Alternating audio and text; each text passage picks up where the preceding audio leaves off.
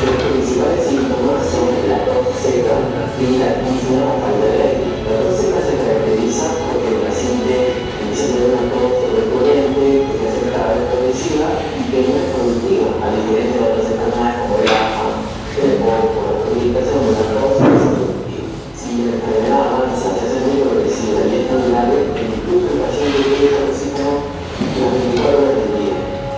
Un paciente típico con piloto pulmonar hepática es aquel que tiene mucha edad, generalmente mayor de 60 años, así que alguna vez ha fumado en su vida o fuma hasta ahora. También es un paciente que también de valores que tiene esta piloto pulmonar hepática, también puede ser familiar. Eso se sabe porque existen algunos niveles en la familia que pueden conllevar a que los niños más miembros tengan esta piloto pulmonar hepática. Por parte del comité de enfermedades que se llama la Sociedad Peruana de Oncología, estamos tratando este día y recalcamos que todo paciente que tenga problemas pulmonares crónicos, que tenga problemas de vena y sobre todo en la parte de la comunidad, sea por un homólogo, un especialista de estos extremos, muy prestos a ayudarlos en el diagnóstico y también en el tratamiento de la.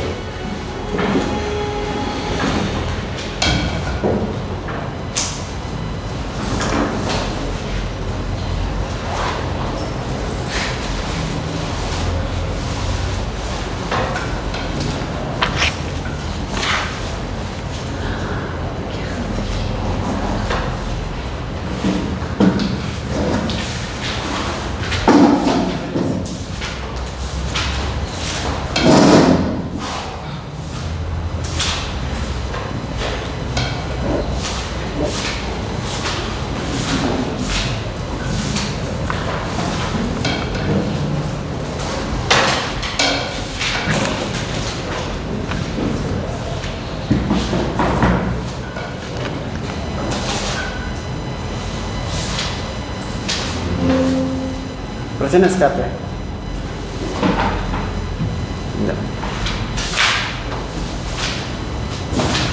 Ya, buenas tardes. Hoy día vamos a desarrollar el tema sobre enfermedades respiratorias. Solo para ubicarnos, ustedes saben el aparato respiratorio en lo que concierne a la caja torácica, el espacio intersticial, la vía aérea, los diafragmas y las pleuras, ¿no? Están supeditados a una orden que viene del sistema nervioso central. Ustedes ya saben qué centros, ¿no? Y que están fuera del alcance de la voluntad comandan este aparato respiratorio.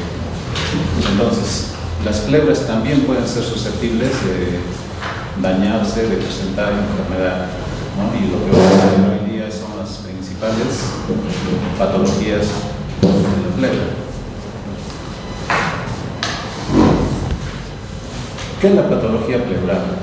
No simplemente la alteración de la pleura en su estructura o la función, ¿no? Y básicamente tres alteraciones: o bien es el acúmulo de líquido, o bien el ingreso de aire, o bien la proliferación, ¿no? O neoformación de un tejido benigno, maligno, primario o secundario.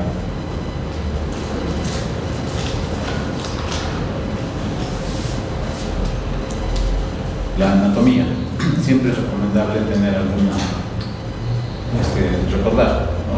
los aspectos básicos.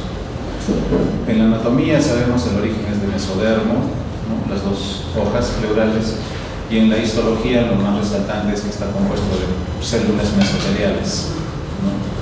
La vascularización va a depender del lugar de las pleuras, si es en la base o es en los ápices. El drenaje linfático igual, ¿no? Y la inervación, al igual que la vascularización, va a depender del lugar donde esté ubicado. Me refiero a los nervios frénicos o a los intercostales.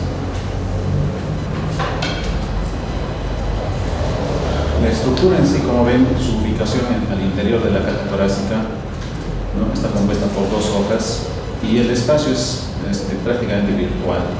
Ahí no hay espacio. Se le considera un espacio virtual en el cual hay un cúmulo de líquido de más o menos 20 mililitros que permiten el deslizamiento entre las dos hojas, ¿no?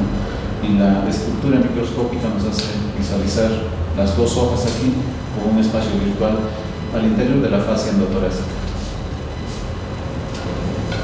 la disposición anatómica, en verdad las dos hojas nunca se llegan a juntar, ¿no?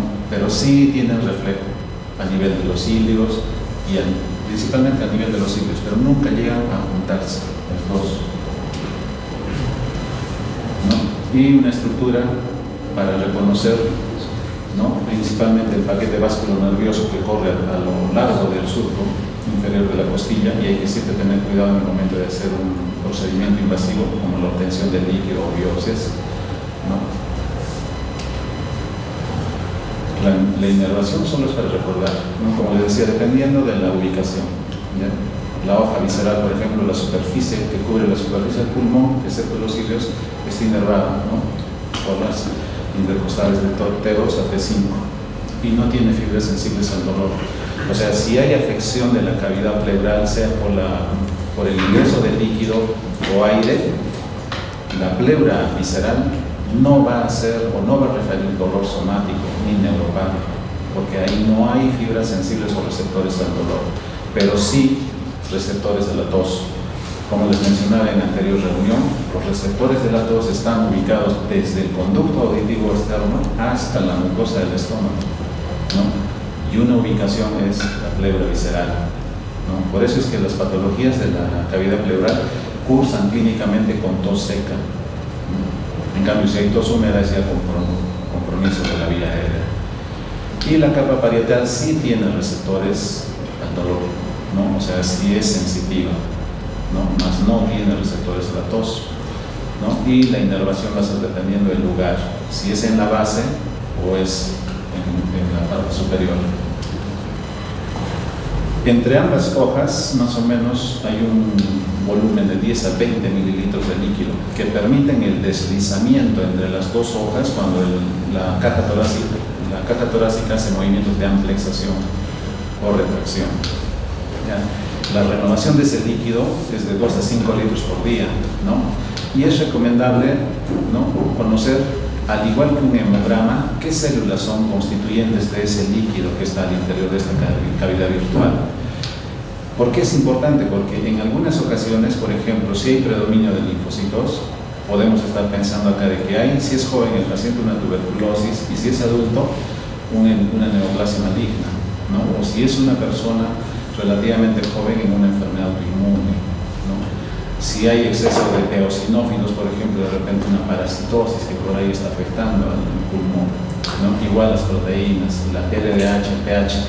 Y como ustedes verán, es importante conocer la normalidad de los constituyentes, ¿no?, del líquido pleural para poder interpretar la anomalía o patología de la enfermedad, tales así como vamos a ver los criterios del aire, ¿no?, cuando hay un derrame pleural.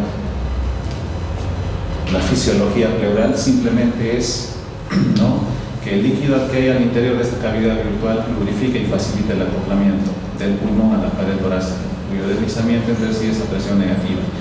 Y siempre va a ser presión negativa. ¿Y qué factores, ¿no?, condicionan una presión negativa? La fuerza elástica que tiene el pulmón y la amplexación de la caja torácica, la expansión de la caja torácica. La función de las células mesoteliales constituyentes de cada una de las hojas, igual que cualquier otro tejido, ¿no?, puede ser de tipo inflamatorio, inmunológico, reparador de cicatriz o mecánica de fluidos. La circulación del líquido, de ese líquido de 10 a 20 mililitros y de hasta 5 por kilo día de recambio, vean, principalmente es de la pleura parietal, ¿no?, de la pleura parietal y de la pleura visceral, y la reabsorción es a través de los linfáticos o estomas hacia la pleura parietal, ¿no?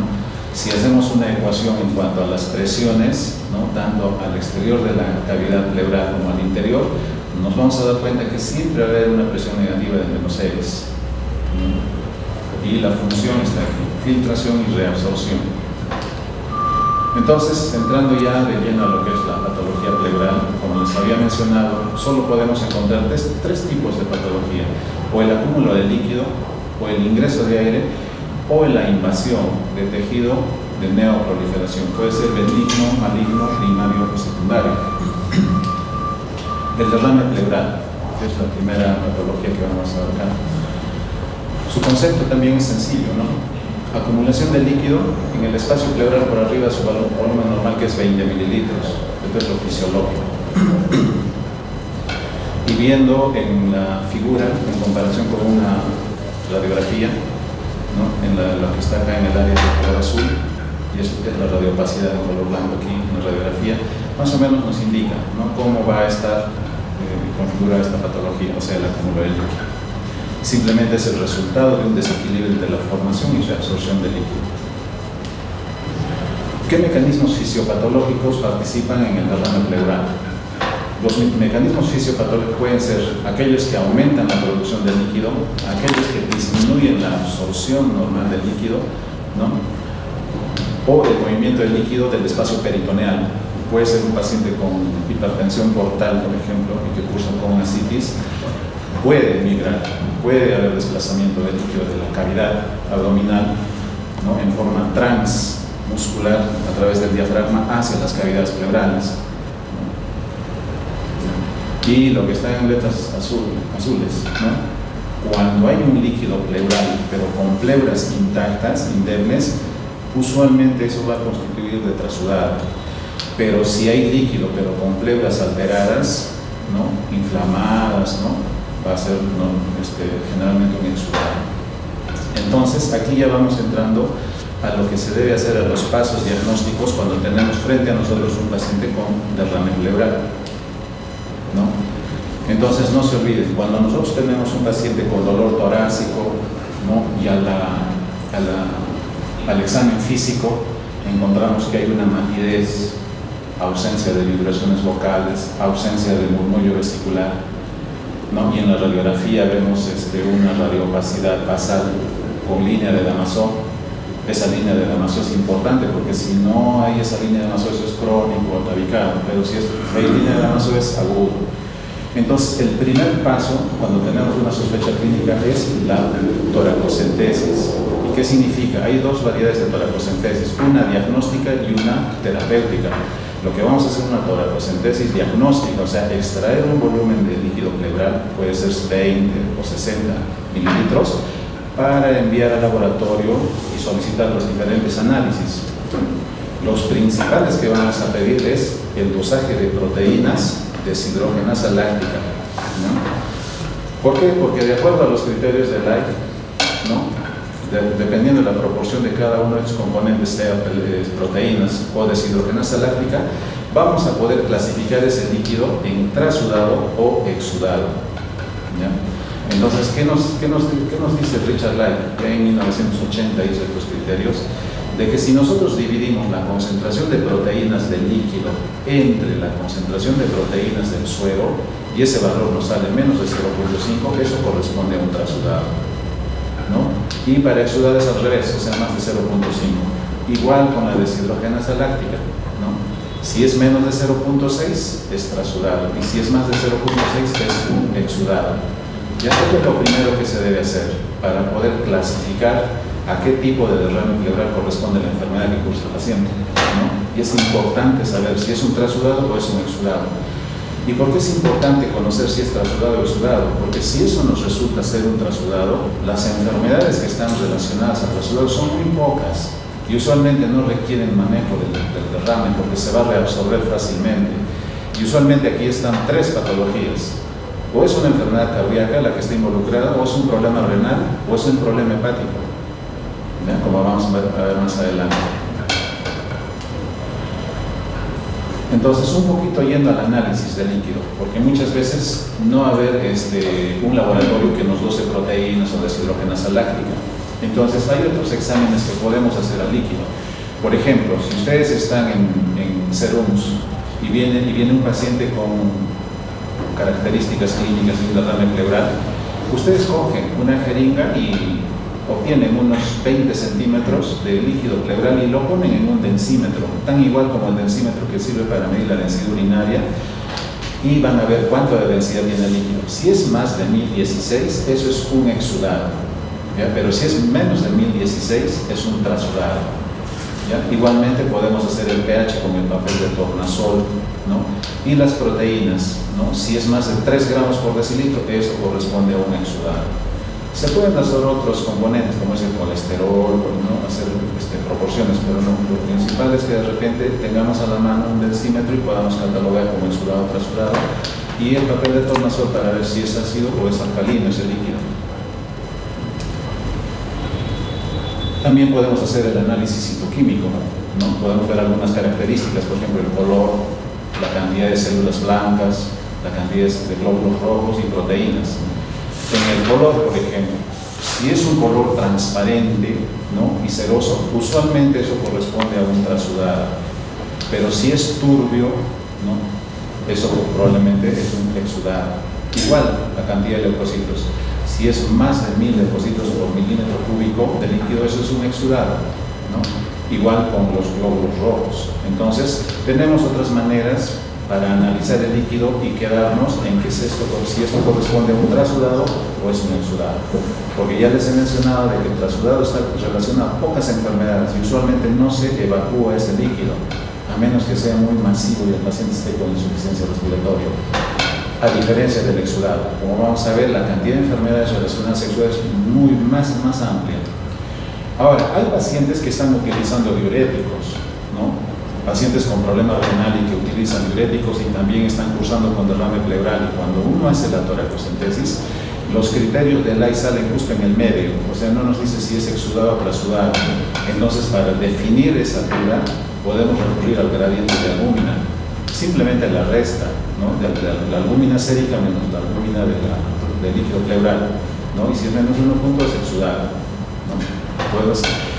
Otros autores recomiendan, como en el hospital muchas veces ha ocurrido, hacen los criterios del AI y no les arroja un valor certero de que si es exudado o trasudado, queda en el medio, o sea, justo en 0.5 o 0.6. Entonces, ¿qué recomiendan? De que al paciente hay que sentarlo, siquiera unos 20 minutos, y después de los 20 minutos recién proceder a la toracocentesis. Ahí sí o sí los criterios del AI alcanzan un rendimiento del 90%. ¿Ya? Son recomendaciones para obtener líquido y hacer una buena evaluación, un buen análisis.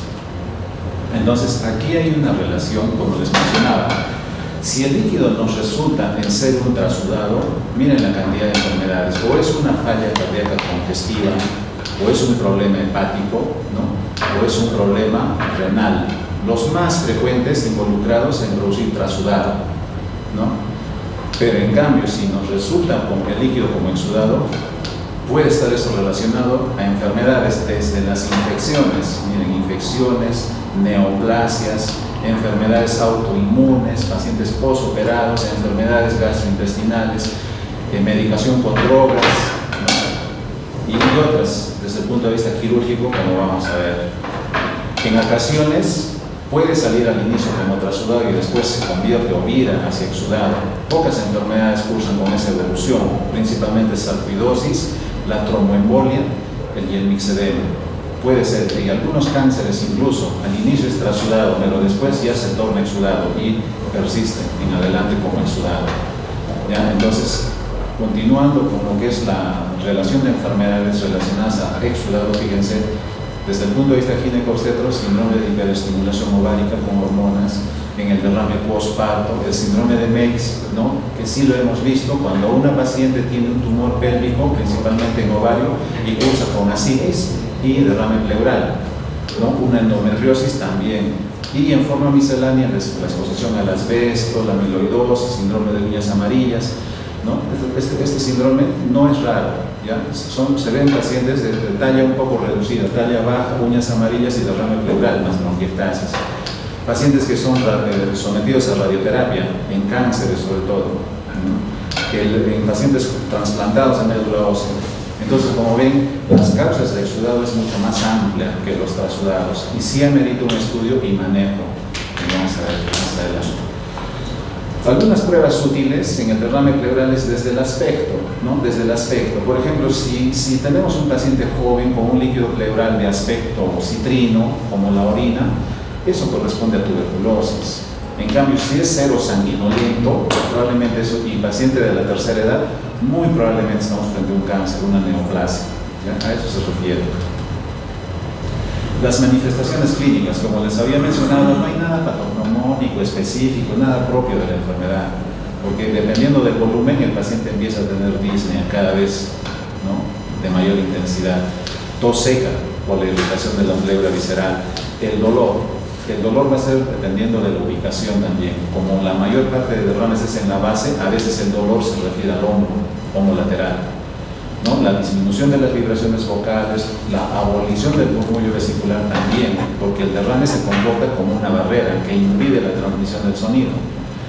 En algunos pacientes vamos a ver donde termina el derrame, o sea, arriba hasta donde está limitado el derrame, un soplo en E, o sea, en la inspiración y en la expiración el paciente da, a través del estetoscopio vamos a auscultar como que el paciente está pronunciando la letra E, pero no lo hace, sino es el sonido que produce el límite del derrame, cerca a un parénquima normal. La clínica, dependiendo del volumen, ¿no?, puede ser un volumen pequeño, moderado o masivo, para cuestiones prácticas de manejo del derrame, ¿no? Ahí están los volúmenes para pequeño, moderado o masivo. En el primero, por ejemplo, puede no haber disnea y el paciente tiene derrame, porque no va a haber mayor compromiso en cuanto a la ventilación o los movimientos de la caja torácica. Pero conforme aumenta el volumen, sí, el paciente ya empieza a presentar disnea. Igual la frecuencia respiratoria, ¿no?, y la expansividad de la caja torácica igualmente. Los procedimientos diagnósticos para hacer la evaluación del líquido tenemos a la mano los de imagen y los de procedimientos invasivos, ¿no? En imagen recurrimos a la radiología, es lo que tenemos a la mano, ¿no?, para patología respiratoria. Tenemos la tomografía, la ecografía y la resonancia. Los tres primeros son los que más frecuentemente los utilizamos, ¿no? Y en cuanto a imagen, vean una radiografía, ¿no?, aquí hay línea de Damaso y toda una radiopacidad en la base del pulmón derecho o del tórax derecho. El primer paso para el diagnóstico del derrame pleural es clasificar el líquido, la toracocentesis, ¿no? Y eso lo hacemos con apoyo a veces de la ecografía, porque hay derrames que son muy pequeños, pero la ecografía sí nos precisa el lugar donde se debe punzar para no ocasionar neumotórax. La biopsia, cuando tenemos sospecha de cáncer o de tuberculosis, principalmente, que son las dos enfermedades con alto rendimiento diagnóstico, ¿no?, cáncer y tuberculosis. Y la videotoracoscopía, que es como una endoscopía al interior de la caja torácica que nos permite tomar una muestra del lugar donde realmente está la lesión. Las enfermedades, o sea, dependiendo de qué tipo de enfermedad esté relacionada al exudado, ya tocando la parte de lo que es exudado, ¿no?, porque nos va a permitir a nosotros pedir. Por eso es que nosotros, cuando tenemos un paciente con un diagnóstico, no vamos a pedir cualquier examen, sino debemos dirigirlo. Debemos saber seleccionar cuál examen nos va a ser importante para poder discernir, ¿no?, o confirmar o descartar, ¿no? Entonces, ¿cuándo podemos pedir, por ejemplo, amilasa? Cuando el paciente tiene una pancreatitis aguda y un derrame pleural izquierdo.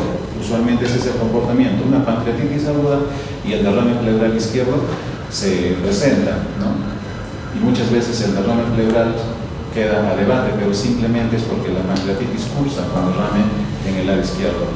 Igual la creatinina, ¿no?, cuando hay un pneumotórax, el ácido hialurónico cuando hay sospecha de mesotelioma, por ejemplo.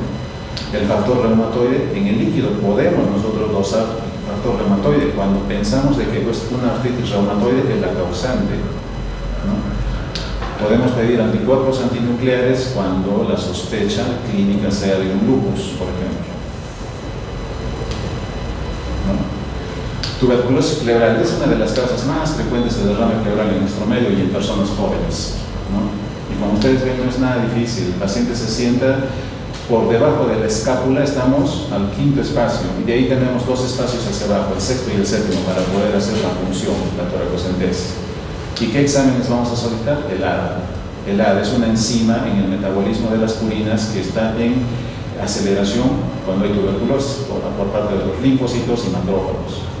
La lisocima también es otra enzima mucho más específica, pero por el costo más recurrimos a la adenosíndeaminasa, ¿no? Y también hay un test que se hace, el de Ellison, ¿no? ¿Cuál es ese test de Ellison? De que si nosotros pedimos una adenosíndeaminasa y nos sale su valor alto, más de 46 unidades internacionales por mililitro, y en el citoquímico hay un predominio de células mononucleares, o sea, macrófagos o linfocitos, Esos dos hallazgos nos permiten aseverar con un 60% de afirmación que eso es una tuberculosis pleural.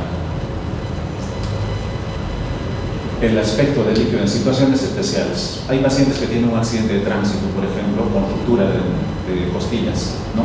O de repente por un proceso invasivo, una toracocentesis, y obtenemos un líquido ceremático. ¿Cómo nos damos cuenta si es por el accidente, por la fractura costal o por la iatrogenia? No iatrogenia, sino el procedimiento invasivo. Pedimos el hematocrito, ¿no? El hematocrito, y dependiendo de este valor podemos afirmar si es por el trauma o es por el procedimiento. Igualmente, muchas veces el líquido sale medio lechoso, blanco, ¿no? Entonces nos hace pensar que ahí hay un componente de kilotórax. Simplemente pedimos triglicéridos, ¿no? O de repente es un blanco no muy notorio, nítido, ¿no? Medio oscuro. Entonces eso se denomina como pseudokilotórax, y ahí vamos a absorber colesterol. ¿Y qué nos va a ayudar? ¿En qué nos va a ayudar el dosaje de colesterol? Uno, en definir que eso se trata de un pseudokilotórax. ¿Y en qué enfermedades hay pseudokilotórax? En tuberculosis pleural y en enfermedades reumáticas, artritis reumatoide principalmente. ¿Ya? Acá está TB y artritis reumatoide. No, y en el síndrome de Meigs, bueno, como ya les había mencionado, un tumor pélvico, principalmente de ovario, pero relacionado o concomitante a citis y derrame pleural. ¿Y cómo se trata esto? Extirpando el tumor. Se extirpa el tumor y desaparece la citis y el derrame pleural. Y entonces un poquito para ir hacia los exámenes por imagen. Miren, aquí hay una radiografía donde los campos pulmonares en el lado izquierdo. Ahora, para recordarles, cuando ustedes tengan frente a ustedes una placa, hay que ver los criterios de validez, ¿ya?, de la placa, sea estándar o sea digital. Y siempre fíjense, son 5 criterios que deben ustedes evaluar, por lo menos 3 no deben dejar pasar por alto. ¿Y cuáles son? El primero es que esté centrada, o sea, las apófisis vertebrales deben estar equidistantes entre las dos clavículas. Si está al medio, quiere decir que está centrada. En segundo lugar, tiene que estar inspirada, ¿no? En tercer lugar, la exposición, ni mucho ni poco voltaje, o sea, ni muy blanca la placa ni muy oscura. ¿Y cómo definimos eso? Que se visualicen hasta el tercer o cuarto espacio vertebral. Con esos 3 sí podemos dar lugar a la lectura de la placa. Y siempre ver la periferia, ¿no? La periferia, tejidos blancos, la pared, porque acá podemos encontrar enfisema subcutáneo, algunas tumoraciones, las articulaciones acromioclaviculares, glenohumerales, la articulación externo-clavicular, ¿no? Las costillas, la disposición, los espacios intercostales, el tamaño del corazón, los senos costofrénicos. Al final es que vamos a dejar al pulmón. Una vez que hemos revisado toda la parte externa, recién al final vamos a ver qué nos presenta el pulmón. Y en el pulmón solo tenemos 3 patrones para no hacer mayor confusión. O es un patrón intersticial, donde vamos a ver micronódulos, nódulos o masas, o la combinación. O es un patrón alveolar, donde vamos a ver una radioopacidad segmentaria o lobar con un broncograma aéreo en su interior. Y un tercer patrón es el destructivo, pacientes post tratamiento de tuberculosis que va a haber grandes cavernas, atelectasias cicatrizables. No hay más patrones en el radiográfico, ¿no? Para lo que es pulmón. ¿Ya? Entonces la secuencia para poder evaluar una placa. En esta placa, ¿qué es lo que estamos observando? Una radioopacidad basal izquierda que borra el seno costofrénico, ¿no? Y sé que insinúa acá la línea del Amazon. Cuando existe la línea de Amazon, el derrame pleural es menos de 2 semanas, 3, pero si hay taricaciones y ya no hay una definición de esta convexidad o esta concavidad superior, eso ya es crónico. Para definir la tuberculosis usualmente se ven los derrames crónicos. A veces, esto ya no se hace hoy en día, pero académicamente, ¿por qué se hacen los exámenes que se deben hacer? Por ejemplo, el derrame es mínimo, pongamos de que apenas borra el seno costofrénico, y a veces eso hace pensar de que sea una papilaritis, o sea, una cicatrización, un derrame previo. Entonces, si hay duda, en ese caso le pedimos una radiografía lateral, que es la posición de Pancoast, se llama. Y en la radiografía lateral lo que vamos a ver es el desplazamiento del líquido, ¿no?, que va a opacificar el contorno interno o la capa interna de la cavidad torácica. Si esto es 1 centímetro de espesor, sí se puede proceder a la toracocentesis, pero si es menos, mejor no. Si con la radiografía tenemos duda, entonces pasamos al examen que tiene mayor precisión de imagen, ¿no?, la tomografía, ¿no? Por ejemplo, en la ventana pulmonar, lo que podemos ver acá es densidades una densidad menor y una densidad mayor. La mayor es el pulmón, el parénquimo, y el menor es el líquido anular.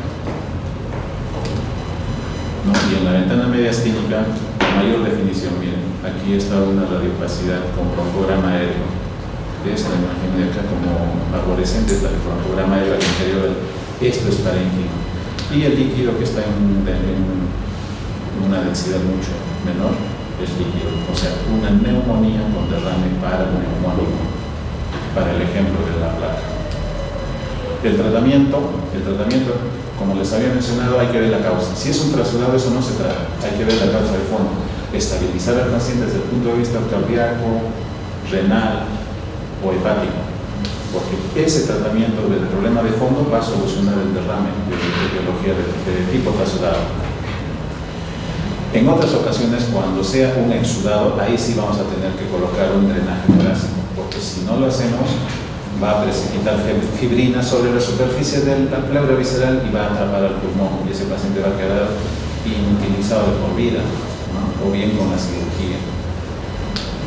Casi no se hacen las derivaciones pleuroperitoneales y la pleurodesis, que es un tratamiento coadyuvante en pacientes con cáncer de pulmón. O sea, como el cáncer de pulmón con metástasis a pleura tiene un flujo de derrame alto, más de 400, 500 centímetros al día, en estos pacientes a veces se intenta hacer una pleurodesis con el fin de pegar las dos hojas para que ya no haya derrame pleural. Pero la condición es que haya menos de 100 en 24 horas. Si hay menos de 100, ¿no?, de flujo de líquido, se puede proceder a hacer la pleurodesis. Las complicaciones del derrame pleural, ¿no? Ya Richard Wright, cuando había un paciente con neumonía y se complicaba con derrame paraneumónico, o sea, un derrame que acompaña a la neumonía, clasificó a ese derrame en 7 escalones, 7 clases, y en función de la deshidrogenasa láctica, del pH y de la glucosa. Y de acuerdo a ese cambio fue planteando, ¿no?, de que está en tipo 2, en grado 3, grado 4, grado 6, grado 7. Y el 7 prácticamente ya era pus franca al interior de la cavidad pleural. Pero como todo esto es engorroso y no se puede hacer en la emergencia, ¿no?, vamos a ver más adelante, hay otra forma. Entonces, en este cuadro más lo que se quería demostrar es de que el líquido pleural tiene, si es que se complica, ¿no?, tenemos un derrame paraneumónico que está a la par con la neumonía, los microbios, los microorganismos que se han encontrado en ese derrame son los mismos de la neumonía, ¿no? Estreptococcus está en la cabeza. O sea, este sirve para la cobertura antibiótica. Entonces acá está el cuadro. Por ejemplo, la evolución clínica del derrame, como Light clasificó en 7, ¿no?, escalones o grados. Desde el punto de vista clínico, simplemente se habla del derrame complicado paraneumónico, y no complicado, complicado y envíeno, francamente pus. De acuerdo a diferentes características, células, deshidrogenasa láctica, glucosa y pH. ¿Y cuál de estos criterios, que como se dice, manda o es trascendente para la conducta? El pH. El pH es el que manda. Si es un pH menor de 7.2 en ese líquido, hay que colocar drenaje. Pero si el pH es más de 7.2, puede dar lugar al tratamiento antibiótico, a la corticosteroides evacuatoria. Pero si es menos de 7.2, hay que colocar drenaje torácico. ¿Por qué? Porque va a precipitar fibrina en la superficie de la pleura visceral y la va a atrapar al pulmón. Solo para recordar el empiema, o sea, ya el estado de pus, del líquido pleural, ¿no? Pus en el centro de la pleura. ¿Qué estudios hay que hacer? Cultivo. Hay que pedir gran cultivo para aislar el microbio y no hacer el antibiograma, ¿no? Hay que ver y estar dando si es un pH bajo, menos de 7.2, tiene una glucosa menos de 60 o una deshidrogenasa más de 1000. Con esos criterios vamos a colocar el drenaje, pero en este caso, como les había mencionado, el pH es quien se impone. Un pH menos de 7.2 ya nos obliga a colocar drenaje torácico. Y la evolución de los estadios para que llegue en piema, ¿no? Vean, el exudativo, fibrino purulento y de organización. Si nosotros tratamos la neumonía como debe ser, no vamos a llegar al derrame paraneumónico. Y si aún así hubiera derrame paraneumónico y tratamos en esta etapa de exudación, no va a quedar huella o secuela en el pulmón. Ya, para que podamos ver cómo es la evolución de ese derrame pleural complicado. Y el enfoque diagnóstico de este derrame paraneumónico o derrame complicado, ¿no? Como se puede evidenciar las radiografías, el estudio microbiológico y las químicas, de todos estos caracteres, el pH. El pH es el que se impone para la conducta. ¿Y en qué casos vamos a encontrar un paciente con derrame pleural bilateral? En primer lugar, cuando es un trasudado, y como hemos visto las enfermedades relacionadas a qué órgano o sistema. Pero si nos sale un exudado, lo más frecuente que se va a encontrar con un paciente con derrame bilateral es que haya cáncer o un lupus eritematoso, que son las causas más frecuentes de derrame pleural bilateral, ¿ya? Y de tipo exudado. En cambio, trasudado puede dar bilateral, ¿no? En cualquiera de las tres patologías concomitantes. Simplemente el algoritmo de toda la secuencia de pasos para llegar al manejo. La segunda patología frecuente es cuando ha entrado aire a la cavidad pleural, ¿no? Y como la definición es sencilla, la presencia de aire en la cavidad pleural que ocasiona el colapso del pulmón. Como les había mencionado, el espacio virtual tiene una presión negativa de -6 usualmente, y si entra aire o hay comunicación con el medio exterior o a un bronquio, esa presión negativa se convierte en positiva y el pulmón se colapsa. O sea, hay ingreso de aire que puede ser del exterior o del interior de la vía aérea de un bronquio. La clasificación, ¿no? Puede ser iatrogénico, puede ser traumático o espontáneo. El más frecuente es el espontáneo, y el espontáneo secundario es el más frecuente, ¿no? Siempre encontramos pacientes con neumotoras, pero que tengan EPOC, asma, fibrosis, cavernas, ¿no?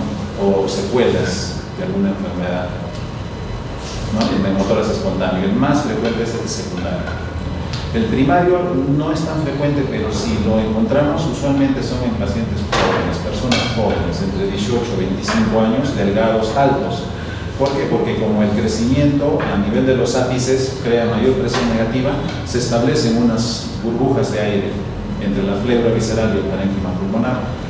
Y eso, en algún movimiento brusco, ¿no?, de fuerza, se rompen esas ampollas y ingresa el aire. Y el paciente súbitamente empieza a presentar disnea, tos, y uno toma la radiografía, pues no ingresaba el aire. Y el paciente en realidad no tenía ninguna enfermedad, ¿no? Pero ese es más frecuente por estos flares o burbujas de Miller. Y es en este caso de etiología primaria. Pero lo que usualmente vemos, como les menciono, es el secundario asociado a otras enfermedades. Este es el bleb, ¿no?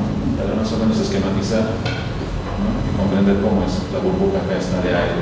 Y con el roce, ¿no?, entre la pleura visceral y la pleura parietal se rompe y crece el aire. Las manifestaciones clínicas tampoco son propias, ¿no? El dolor torácico va a depender de la cantidad de aire que ingresa, ¿no?, al espacio virtual. La irradiación a la región externa sugiere el neumomediastino. Este también es un hallazgo. A veces el aire no solo entra de la cavidad pleural, sino por dentro del pericardio, ¿no? Y también en torno al pericardio, entre el parénquima pulmonar y el pericardio. Entonces ahí se establece un neumomediastino. En esos casos donde el paciente tiene un dolor retroesternal. Y la disnea y cianosis puede ser dependiendo del grado de aire, de la intensidad del aire, del volumen de aire que ingresa. Y en el examen físico tampoco hay nada propio, ¿no? Lo que quizás resalta es el timpanismo. Ustedes percuten, ven un hemitórax asimétrico, ¿no? Al percutir hay timpanismo. Quizás es el único hallazgo, ¿no?, para definir ya que ahí hay una colección de aire. La cuantificación del derrame. ¿Por qué es importante cuantificar cuánto de aire ha ingresado a la cavidad pleural? Porque sabiendo la cantidad de aire que ha ingresado, nosotros vamos a decidir colocar o no un tubo de drenaje. ¿Y cómo así? Si la cantidad de aire es más del 20%, sí se coloca drenaje torácico. Pero si es menos del 20%, hay que dejarlo en observación. Y en 3, 4, 5 días se va a reabsorber ese aire. Y hay varias formas de calcular ese volumen, ¿no?, a través de ecuaciones, de la sumatoria de espacios o a través del nomograma. Y más fácil con la radiografía. Si tomamos una radiografía y vemos que el neumotórax es solamente esta área, ahí hay menos de 20%, y ahí no se coloca tubo de drenaje. Se deja que el paciente evolucione, ¿no?, a su naturaleza, y en 3, 4, 5 días se reabsorbe. Pero si tenemos una figura, una gráfica, ¿no?, con esta cantidad de aire, ahí hay más de 20% y sí hay que colocar tubo de drenaje. Los lugares donde se colocan, ¿no? Usualmente segundo espacio, línea medio clavicular para los neumotórax, y para el líquido, quinto sexto espacio, línea axilar posterior. Pero para mayor facilidad del paciente y la comodidad del paciente, lo que usualmente hacemos es colocar en el quinto espacio o cuarto espacio, recordar línea media axilar, para que el paciente pueda descansar también más tranquilo y pueda deambular, ¿no? Pero quizás académicamente son los lugares que se deben colocar. Neumotórax en la parte anterior y líquido en la parte posterior, ¿no? Y sencillo, no es nada difícil, ¿no? La colocación del drenaje, la sujeción con el nudo a la pared torácica, ¿no?, y la colocación en un frasco, ¿no? Y tampoco esto es difícil, es empírico, pero muy necesario y útil. Porque acá, a ver, quizás para rescatar lo siguiente: si nosotros colocamos acá la varilla de vidrio que va a ir conectada a la cavidad pleural, el líquido que esté acá en el frasco, usualmente colocamos como 300 centímetros cúbicos. De esta superficie a la punta del vidrio, de la varilla de vidrio, debe haber por lo menos 2 centímetros. Con esa distancia de 2 centímetros sumergido por debajo de la superficie del líquido, hay una presión negativa de menos 20. Suficiente presión negativa para extraer el aire que está al interior de la cavidad, ¿no? Es sencillo, o sea, no es nada difícil. En el comercio existen al vacío del Pleurovac, por ejemplo, hasta 3 litros acumula, pero no es el costo. ¿Y cuando retiramos el tubo de drenaje?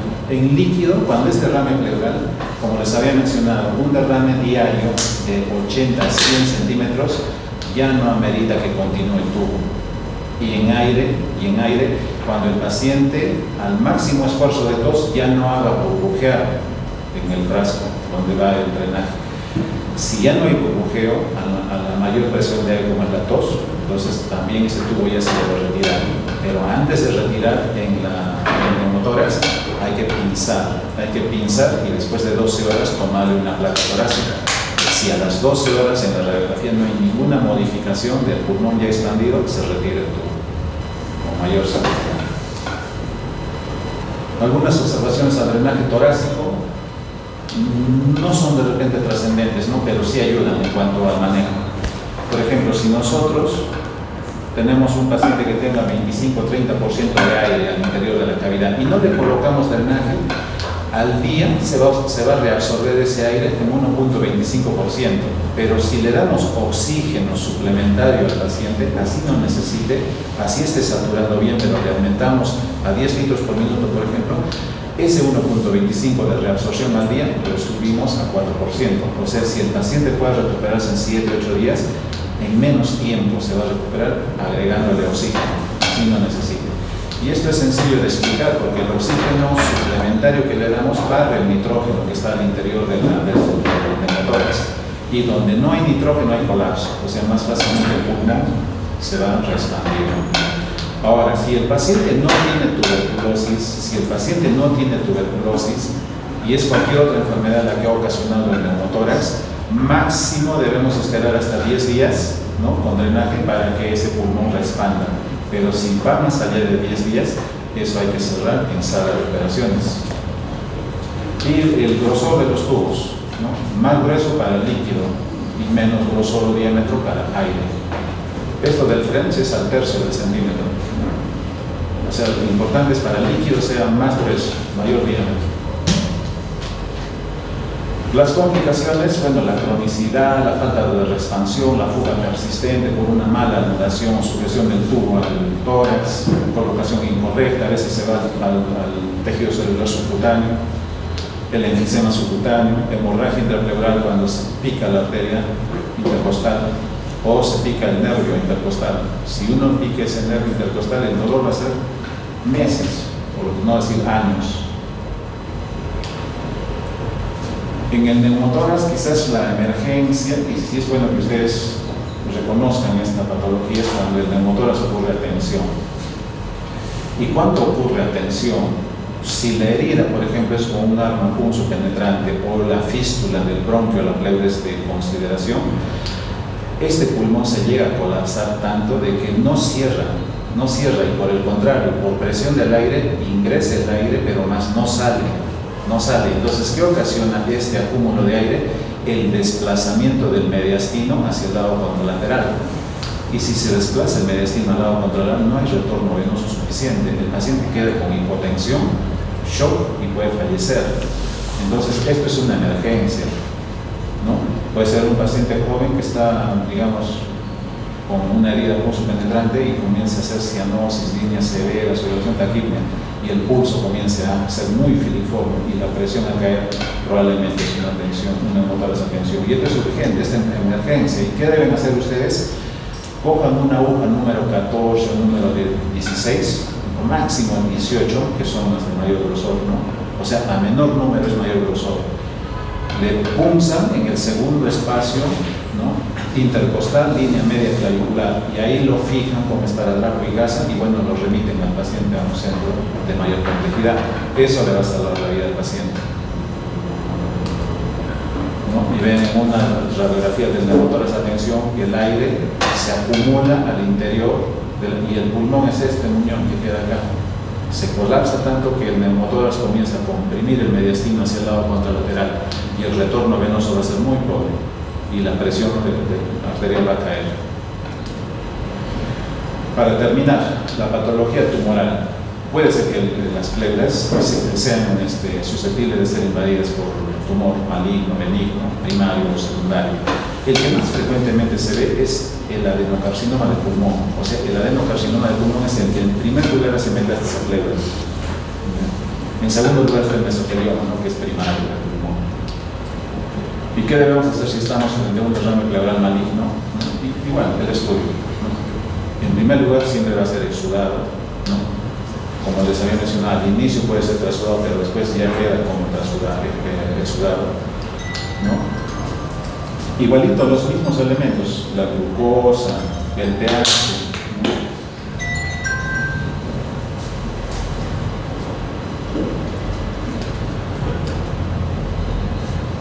Ya, entonces, dentro de los cánceres primarios y benignos están en frecuencia, o sea, para mostrar solo lo más frecuente, el mesotelioma benigno fibroso. Y es un tumor que solamente crece en volumen. El paciente no tiene dolor, no siente nada. Quizás este tumor lo único que hace manifestar es que libera una sustancia parecida a la insulina. Y el paciente no viene por el tumor a la emergencia, el paciente viene por el mareo, por la sudoración excesiva, exagerada. Entonces, cuando uno le toma una placa de rutina, ve una imagen ovoide, ¿no?, de consideración, de dimensión bien importante, y usualmente ese es, o sea, el mesotelioma benigno. No invade estructuras óseas, no invade el pulmón, pero queda así como una imagen. Y una característica que ustedes deben también ya familiarizar es de que cuando ustedes vean este ángulo, ¿no?, este ángulo del borde del tumor con la superficie de la caja torácica, si es obtuso, eso es extrapulmonar, ¿ya? Si es obtuso, es extrapulmonar, para que no hagan estudios que dependen del pulmón. En cambio, el mesotelioma maligno, vean, no es un tumor que crece, sino comienza a engrosar la pleura, a infiltrar la pleura, ¿no?, todo el contorno. El espesor de la pleura es 0.5 micras, pero fíjense, cuando hay infiltración de tejido anómalo primario como es el mesotelioma, la pleura se engresa, y una vez que ha engrosado al máximo comienza a infiltrar el pulmón. Y este es uno de los tumores que dura más tiempo, hasta los 28 o 30 años recién se manifiesta. Y una característica que hemos visto es cuando hemos hecho la punción para tener biopsia, el tumor ha comenzado a salir por la zona de punción. O sea, el tumor comienza a crecer por la zona donde ha ingresado la aguja. Es una característica de este tumor. Por eso es que cuando uno sospecha con los marcadores tumorales de mesotelioma, mejor no hacer punciones, ¿no? Y vean cómo se infiltra el grosor de 0.5 micras a ser casi toda una coraza, ¿no? Y eso limita la expansión del pulmón. Finalmente infiltra el pulmón y por supuesto el paciente fallece. Ahora, de los tumores primarios con metástasis a pleura, como les había mencionado, el primero es de pulmón mismo, o sea, el adenocarcinoma. El adenocarcinoma del pulmón hace metástasis en primer lugar a la pleura, ¿no? El segundo es el de mama, ¿no? El tercero es el linfoma, ¿no? Es la secuencia, la frecuencia de metástasis hacia pleura, de neoplasmas malignas. Ya, entonces, como ven, no es un tema de repente muy complejo. Si no, recordar nomás que puede ser acúmulo de líquido, puede ser acúmulo de aire o puede ser la invasión de un tumor maligno, puede ser benigno o maligno. No sé si hay alguna pregunta hasta acá.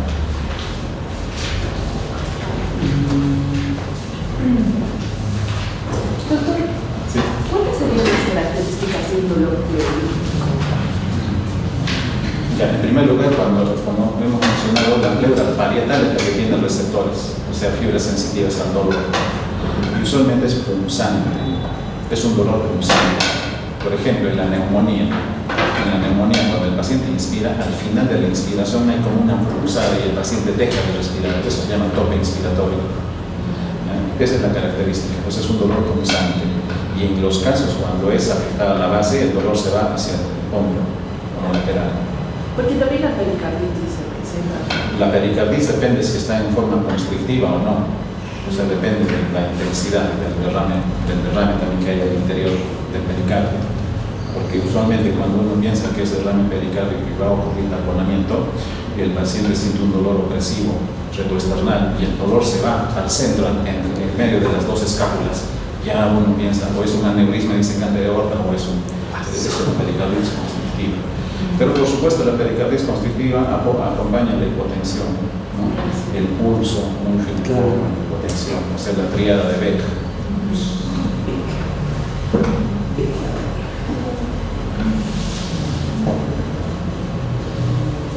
Sí.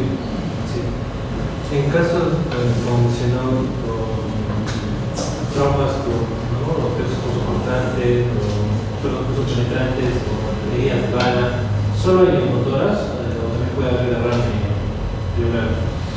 No, el derrame pleural es toda colección de líquido al interior de las cavidades pleurales. Cuando clasificamos, hemos dicho que usualmente cuando estamos frente a enfermedades, diferenciar si es exudado o tracción, hasta ahí.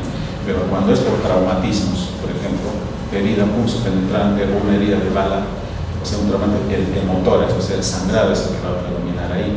Entonces, ¿cómo te das cuenta? Ya mencionaba ahí el hematocrito. Si el hematocrito más 50% de eso es traumático. En cambio, si es por procedimiento, biopánica o biopsia, el hematocrito es en 20% o menos del 50%. Ahora, esa sangre hay que sacarla. Porque si nosotros no evacuamos la sangre, o sea, un paciente con herida de bala, por ejemplo, y vemos en el reflector una radiopacidad y no sacamos esa sangre, no le colocamos drenaje, esa sangre se organiza y se queda como un tejido cicatrizal que pega las dos pleuras y el pulmón se queda inválido. Y eso hay que solucionar en sala. El cirujano lo programa para decorticar, sacar todo, y es mucho más traumante porque el paciente sangra bastante. O sea, lo ideal es, si tiene un paciente con hemotórax, hay que evacuar. Y secundariamente ese hemotórax se infecta más fácilmente. Y es parecido al empiema, digamos, cuando presenta un pH menos de 7.2. Es la característica. Cuando un pH está menos de 7.2 es para que nos guíe que debemos evacuar ese líquido, sacar ese líquido. Porque si lo dejamos ahí, va a precipitar fibrina en la superficie de la pleura visceral y va a encapsular al pulmón. Ese es el pulmón atrapado. ¿Y en ese caso se le puede dar fibrinolíticos, digamos? Sí, algunos autores recomiendan la uroquinasa, la estreptoquinasa. Usualmente se debe hacer esto en los estadios iniciales. Si tienes una neumonía, tratarla bien la neumonía. Y si tienes una neumonía con indicios de derrame paraneumónico, hay que clasificar si está en exudado y con cuánto de pH. Si está más de 7.2, antibióticos, y va a resolver. Pero si está menos de 7.2, hay que evacuar drenaje, colocar tubo de drenaje. Y doctor, en el momento en el que va a tener un pH menos de 7.2, pero hay tabicaciones antes, ¿no? O sea, se presenta. Por supuesto que la fibrina comienza a pegarse entre las dos pleuras. ¿Y esas tabicaciones se pueden detectar? Con ecografía. Porque la radiografía tiene limitaciones. La tomografía nos evidencia mucho más clara y precisa las lesiones, pero la ecografía nos hace con certeza si eso es cicatriz o es líquido. A veces vemos una mancha en la base, entonces decimos este es derrame, pero también puede ser una pleuritis, o sea, una pleura engrosada por un derrame previo, entonces le pedimos ecografía. Y en la ecografía es cuando un dentro no dice hay presencia de líquido y tal. Y doctor, creo que también es la glucosa menos 60. Sí. De todos los criterios, como se ha mencionado, la glucosa menos de 60, la deshidrogenasa más de 1000, ¿no? El pH menos de 7.2 son indicadores, criterios para evacuar ese líquido. Pero de todos ellos, el pH es el que tiene mayor trascendencia en la decisión. Pero sí acompaña la glucosa, las hidrogenasa láctea, la cantidad de células también. Motoras, ¿qué se suele romper más? ¿La maniobra parietal y la visceral? Depende de dónde se las motoras. Como les había mencionado, la herida puede provenir del interior. Por ejemplo, una caverna tuberculosa que está cerca a la pleura, inflama, destruye y ingresa el aire. O puede ser por un arma punzopenetrante, ¿no? Un arma punzopenetrante o bala que ingresa de afuera hacia adentro. Entonces, si tú tiene el paciente una herida punzopenetrante pleuroparietal, pero a veces no solamente es la pleuroparietal, sino alcanza hasta el pulmón hace este hematoma. En cambio, si es del interior, usualmente es pleura visceral. Y doctor, en una motoras atención, ¿en cuánto tiempo el paciente puede hacer un shock? Depende de la constitución del paciente. Si es un paciente delgado o si es un paciente obeso. En el paciente obeso ya hay limitación en la capacidad vital y esos pacientes son los que más rápidamente hacen shock.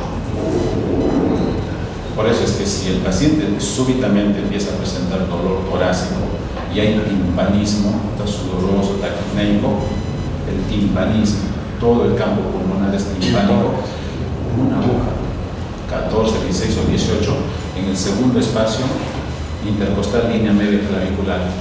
Le ponen una gasa y le fijan con esparadrapo y lo envían a un centro de mayor resolución, porque hay que tomar una radiografía y colocar un drenaje. Pero eso salva la vida. Pero no se olviden del timpanismo, porque puede ser una tromboembolia pulmonar, un dolor súbito, pero la tromboembolia tiene características o factores de riesgo, paciente obeso, paciente con dislipidemia, o sea, tiene algún factor, ¿no? Y la tromboembolia no tiene timpanismo, pero el paciente comienza a desaturar, comienza a hacer un cuadro clínico abrupto, súbito, espontáneo. Doctor, ¿sería algo que, bueno, se puede producir? Por ejemplo, si tenemos un paciente con tuberculosis y le tomamos, bueno, el exudado, ¿no?, que necesitamos para hacer el diagnóstico y sale con polimorfos nucleares altos. Y sabemos que eso no es patógeno, o sea, no esperamos encontrar una tuberculosis, ¿no? Pero a inicios se puede presentar un paciente con polimorfos nucleares. Con polimorfos nucleares. Sí, hemos visto pacientes. Incluso los laboratorios, por eso es que dicen, no, el médico no se debe dejar guiar por un examen auxiliar, porque el médico tiene un juicio clínico en base a la clínica, los signos, síntomas, a su examen que hace el paciente. En cambio, si te viene un análisis, te va a hacer cambiar de juicio bien difícil, porque el médico es quien prevalece con todo el juicio que tiene. Porque un examen no te puede conducir, Por ejemplo, que tengas un examen, tú sospechas, digamos, de un derrame pleural de tipo tuberculoso, pero en el examen te sale, digamos, células neoplásicas. ¿A quién le haces caso? Al examen. No, ahí entra el médico en el juicio, en el análisis, en la decisión, en el discernimiento. Por eso es médico, y a veces te rompe la cabeza porque hay resultados que son contradictorios. A veces el paciente con diabetes sale con 60 y al día siguiente 180, 200, con un buen control de la glicemia, insulina. O sea, el laboratorio a veces no tiene una fiabilidad del 100%, siempre hay que tener como la radiografía alcanza solo 60, 70%. O sea, y me ayuda en el rendimiento diagnóstico. Ningún examen alcanza 100%. Todo examen tiene una sensibilidad y una especificidad, eso siempre hay que ver. Sensibilidad y especificidad, y los dos te dan el rendimiento diagnóstico. ¿Y qué es el rendimiento que te va a ayudar a nuestro examen? Pero eso hay que tener en cuenta, que el laboratorio a veces no es 100%. Más prevalece el juicio clínico, el médico. Y en eso es que la formación. O sea, tantos casos veas, tú te vas haciendo todo un conocimiento de información. Y quien tenga más información tiene mayor poder de decisión. Como dicen, ¿no? El médico que ha leído más, que está al avance, que tiene mayor información, decide mejor las cosas. ¿No? Información es poder también. ¿Alguna otra pregunta? Pregúntenme, no, hasta con las motoras. Sí.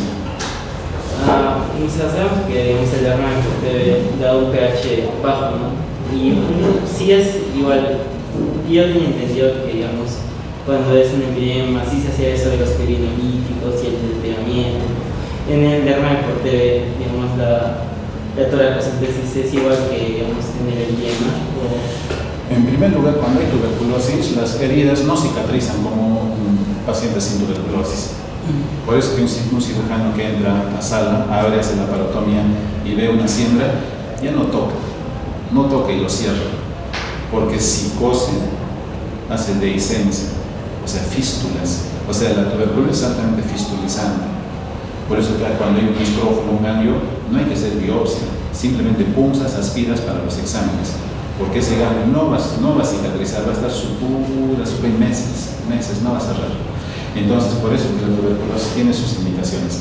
Si es un paciente con derrame pleural, pero usualmente no es como el cáncer, o sea, no son masivos, siempre es el tercio inferior hasta la mitad, y el paciente está mal, digamos, y a la punción ha sacado pus, entonces tú puedes poner un drenaje torácico, pero que no pase más allá de 8 o 10 días.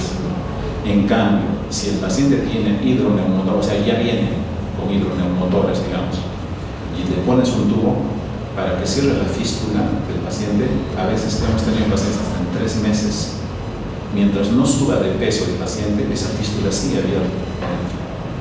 Entonces lo que hacemos es darle dieta hiperproteica, ganarle unos 3-4 kilos y espontáneamente la herida cierra y deja de burbujear. O sea, con tuberculosis hay algunas características que no es el mismo común denominador de las otras infecciones. Por la posibilidad de hacer fístulas. ¿Alguna otra pregunta? Para recordar, ¿cuál es la clínica de la tuberculosis? ¿Cuándo sospechas que un paciente tiene tuberculosis?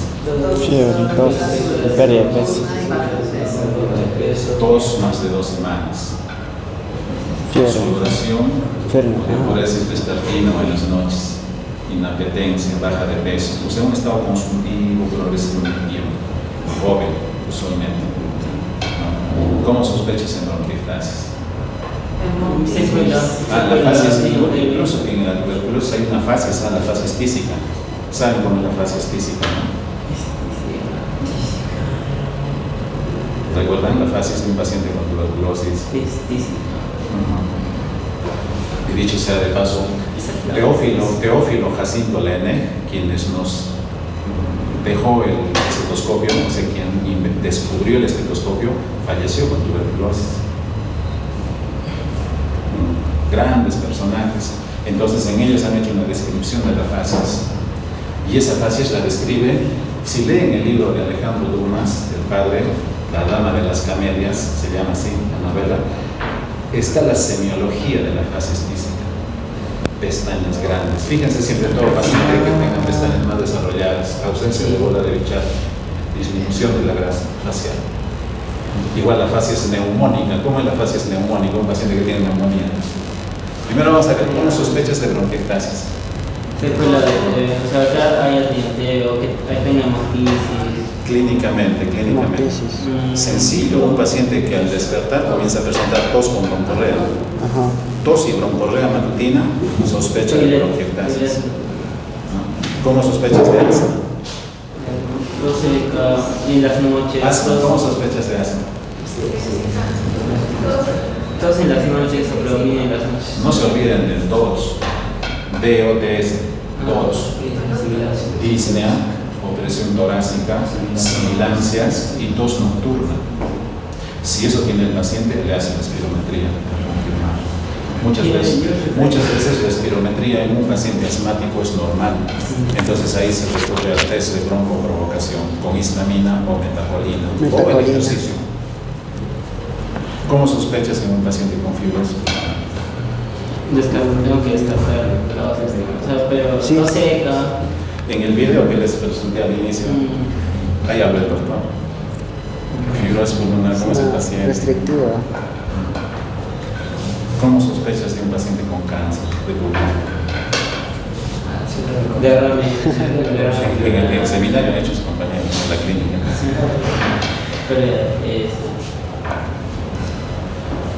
¿Cómo sospechas en un paciente con COVID? Tos crónica. fumador, Claro, para los fenotipos, enfisema, fumador pasivo. pero clínicamente. Y eso es importante lo que están mencionando, siempre hay antecedentes o siempre hay factores de riesgo que acompañan al paciente que tiene determinada enfermedad, cáncer, tuberculosis, o sea, las enfermedades crónicas. Un paciente, por ejemplo, que tiene colitis ulcerativa, ¿no? Sufre de diarreas persistentes, uno sospecha de tuberculosis intestinal. Pero esos pacientes que tienen enfermedad de Crohn, colitis ulcerativa, hacen bronquiectasis. Igual que el paciente que tiene cocaína, adicción a la cocaína, marihuana, hacen bronquiectasis. Y no es nada raro de que ellos en algún momento presenten hemoptisis. Y hemoptisis, como ven, no va a estar solo en tuberculosis, en cualquier otra enfermedad irritativa crónica. ¿Qué diferencia tiene en el seminario? En el caso clínico que nos tocó al servicio, hicieron la diferencia entre bilioptisis, hemoptisis y broncorrea. ¿Cuál es la diferencia? La bilioptisis proviene de la bilis, ¿no? Dijeron que sea alguna fístula entre los conductos biliosos y el bronquio, ¿no? Y Hemoptisis. allá la hemoptisis es la tos con sangre, ¿no? Proveniente también de los bronquios. Vómica. También es el bronquio, pero Es el líquido del parásito. sí, es ¿Cómo ahí. definirías vómica? Es brusco, es una expectoración brusca de mayor contenido, de 200, de 200. Claro, es una Y brusco, ¿no? O sea, eliminación, expectoración espontánea, súbita, brusca de un líquido que viene de la vía inferior. Y puede ser un quiste diatírico complicado, o sea, rojo. Puede ser un absceso pulmonar que se abre un bronquio. Eso es vómica. La bilioptisis es una expectoración con bilis. Entonces hay signos y síntomas cardinales en patología respiratoria, pero los cardinales, eso sí deben, dolor torácico, disnea y tos.